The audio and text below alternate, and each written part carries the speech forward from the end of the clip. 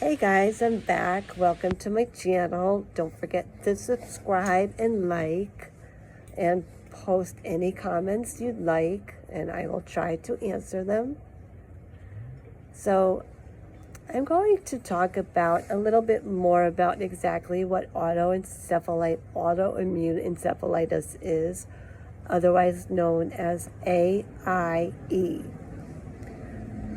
So autoimmune Anti NMDA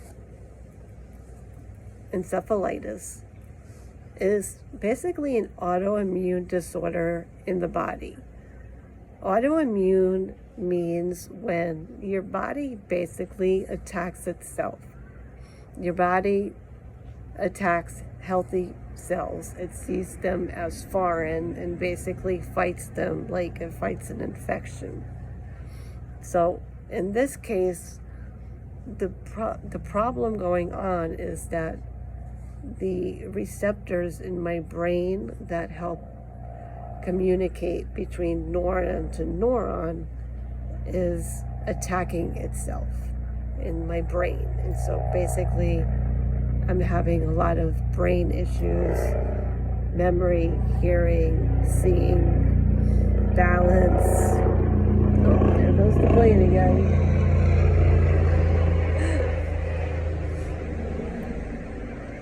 And the test that I was positive for in my blood work was from NMDA receptors in my brain.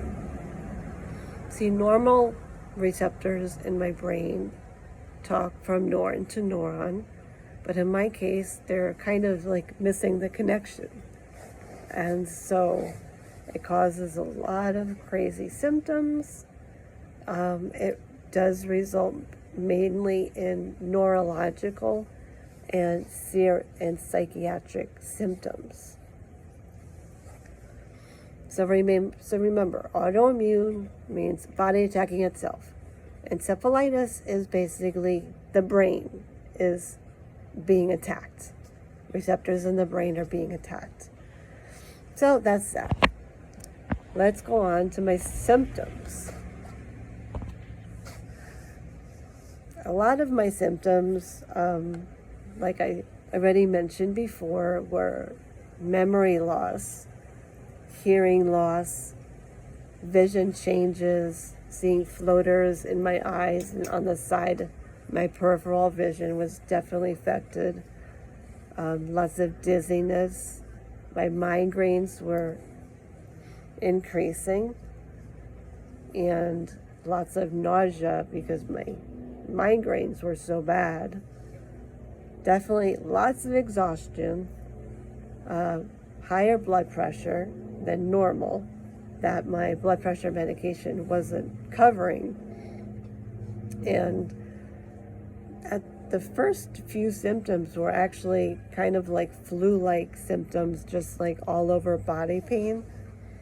And then I started having some like heat and cold in my extremities, like my hands would get really cold out of nowhere, and my feet the same thing. Even now, like when I come out of a shower, my toes have like a bluish tinge to them. It's really weird, really weird symptoms. A lot of people who are finally diagnosed with this do have some crazy symptoms. Another symptom that I had was, believe it or not, some paranoia in that it would come into my dreams and just make my dreams really scary, really bad. Like I couldn't get out of them. And then when I could finally wake up, I would like feel like somebody was watching me, like on the outside. It's really sounds absolutely crazy, and it's so unlike me because I've never really been paranoid. I do have anxiety, always have, but my anxiety has definitely increased since everything else started. And then my last major symptom was actually seizures. I really had no idea, but at home I would start itching like all over the face, like crazy. And then I didn't realize it, but like my shoulders and my arms would like feel like tension, like they were constricting, like my muscles were just getting like really like this, and I couldn't control it. And then I started having a seizure at home, which I didn't even realize what it was at the time. It didn't look like a typical seizure when you shake uncontrollably a lot, you roll over on your side or whatever.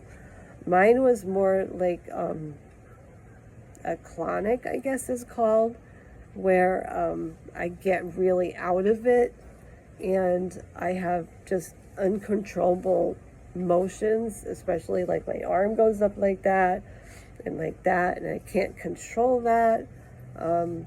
And I just feel really out of it, like I'm just lost inside and I can't respond. I actually did have a seizure at home before my main hospitalization, and then I had another 2 actually in the hospital, so I guess that was a good thing. And so those are my symptoms. That's what an anti NMDA is, autoimmune encephalitis, and the type is anti NMD receptor, because that's the test that was positive in my blood work. So I think that's about it for now. Next, I'm going to talk about all the testing that I went through, what was negative, and what finally posted positive, and some possible causes of this anti NMDA. Those are my initials now.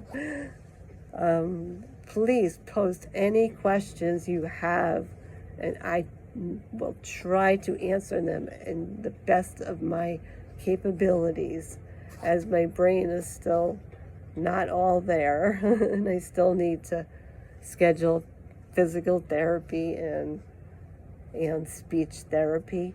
But please do not forget to subscribe